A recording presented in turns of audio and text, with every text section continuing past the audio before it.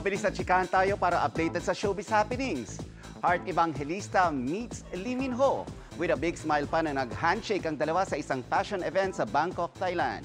Bukod kay Lee Min Ho, na-meet din ni Heart ang iba pang Asian celebrities.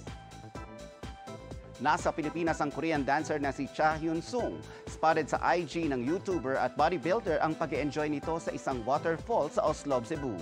Ibinahagi din niya ang ilang snaps sa pag-explore sa dagat at mga kalsada roon.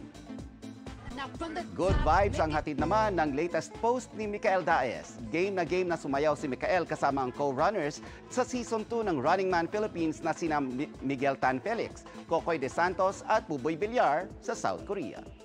Mga kapuso, maging updated sa showbiz happenings anumang oras. Mag-subscribe sa GMA Integrated News sa YouTube. At para sa mga kapuso abroad, bisitahin ang GMA Pinoy TV at www.gmanews.tv.